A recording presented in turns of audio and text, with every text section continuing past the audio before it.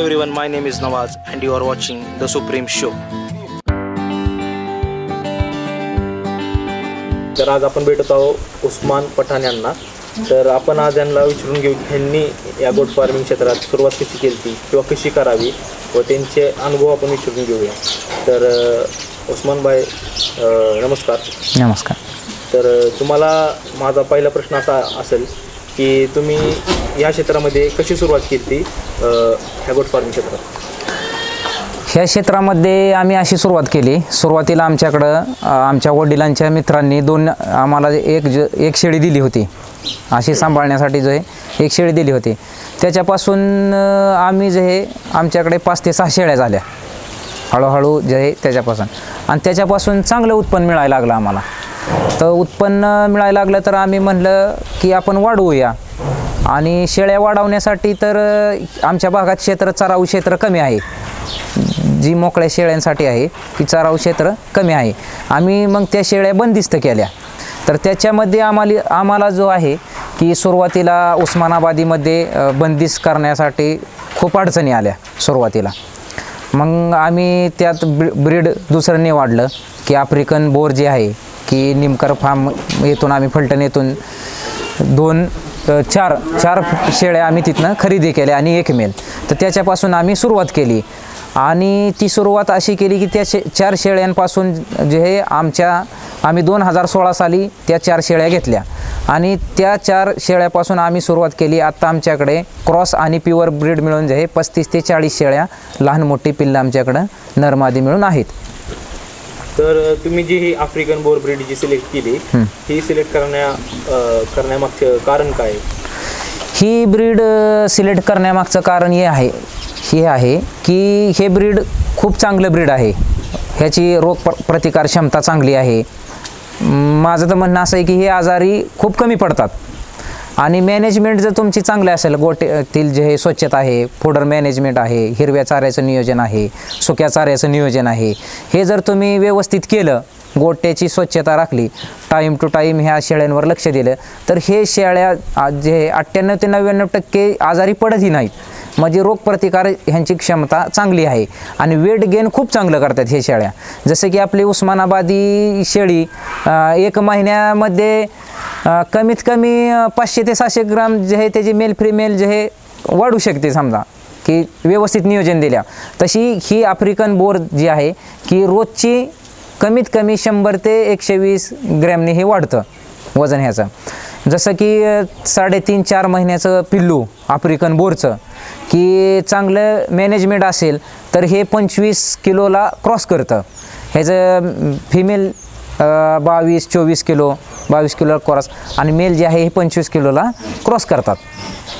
तर याचं सेलिंग कसं केलं जातं आपल्या फार्मवरती? किती किमतीपासून पर्सेंटेज वाईज आहे? तर कसं सेलिंग आपल्याला करायचं असेल तर किती अमाऊंट, किती कॉस्ट काय त्याची? बघा, सुरुवातीला तर आम्हाला कसं आहे सेलिंगमध्ये माझं जे गोट फार्मिंग करणारे मित्र आहेत ह्यांना मी सांगतो की सगळ्यात पहिली सुरुवात करताना जी आहे ना की कमी शेळ्यांपासून सुरुवात करावी.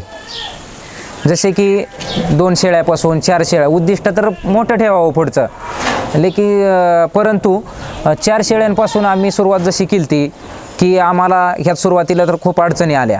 परंतु 4 शेळ्यांपासून सुरुवात केली तर ही आमची सुरुवात सक्सेस झाली. जसे की काही शेळीपालक मित्र काय करतात की जे बाजारातून शेळ्या विकत आणतात की भांडवल त्याच्यावर पैसा खूप लावतात की 20-30 शेळ्या आणि त्याचं जे फूडर मॅनेजमेंट बी फसत जातं.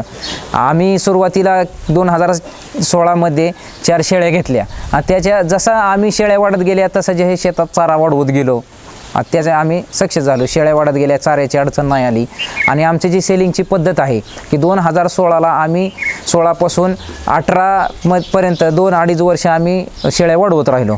आमच्याकडे जे मेल आहेत ती मेल आम्ही मोठे करून काही कुर्बानीला, काही विकत, म्हणजे जसं की जाग्यावर एक प्युअरमधला असेल तर 25 किलोचा नर आम्ही 20,000 22,000 18,000 ह्या किमतीने आम्ही विकला. आणि कुर्बानीचं मार्केटिंग असं की 4 दातावरचा नर जसा की 14 महिने 15 महिने वयाचा, वजन त्याचं 60-65 किलो, क्रॉसमधला बी होऊ शकतं. प्युअरमधलं जे असेल तुमच्याकडं नर मेल आफ्रिकन बोरचा प्युअर ब्लड लाईनचा तर हो 75 ते 80 किलो एका वर्षात वजन करतो. तर ते कुर्बानीच्या मार्केटमध्ये देखणा असावा, चांगला लांब असावा आणि वजनाला चांगला असल्यानंतर कमीत कमी 45,000 50,000पर्यंत त्याची विक्री होऊ शकते.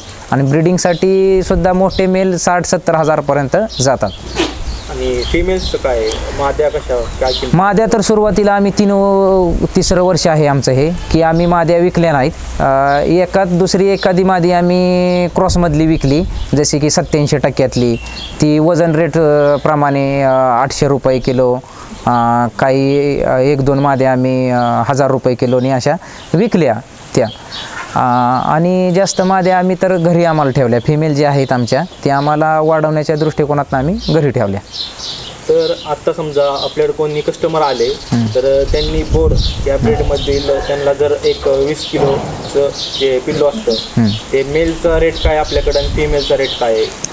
मग सध्याला तर आमच्याकडं क्रॉसमधले जर आहे, क्रॉसमध्ये जसे की 50% जर 87% की 50% जसे की 600 रुपये किलोनं आम्ही, आणि 87% 1,000 रुपये किलो 1,200 रुपये किलो, जसे की नराची क्वालिटी असेल असं आम्ही वयानुसार आणि त्याच्या वजनानुसार आम्ही विकतो. आणि प्युअरमधली जर फिमेल असेल तर प्युअरमधली फिमेल आम्ही 2,000 रुपये ते 2,200 रुपये किलोने पर केजीने विकतो. 18-20 किलोच्या पुढचे फिमेल आम्ही विकतो. आणि मेल जे आहेत हे मेलसुद्धा आम्ही 20 किलोच्या पुढचे 1,500 रुपये ते 1,300 रुपये किलोप्रमाणे विकतो आम्ही. तर आपण किलोवरती विकताय मध्ये, तर ह्यात काही कमी जास्त वगैरे निगोशिएबल होऊ शकतं? हां, होऊ शकतं. जसं की काही समोरच्या माणसाची परिस्थिती बघून नवीन गोट फार्मिंग करणार आहेत ह्यांना सगळ्यात सुरुवातीला तर मार्केटिंग जसे की शेळ्या विकत घेतानाच अडचण येते. सुरुवातीला भरपूर सारे लोक इथेच फसतात की माहीत नसतं काही. त्याच्यामुळे ह्यात बी आम्ही जे हे काही खरी माहिती आहे ती खरी सांगतो आणि तिथं कस्टमर आम्ही कमी करतो. जसे की लोक आहे जनावरानुसार, समोरच्या व्यक्तीनुसार, कस्टमरनुसार ह्यात बी आम्ही कमी करू शकतो.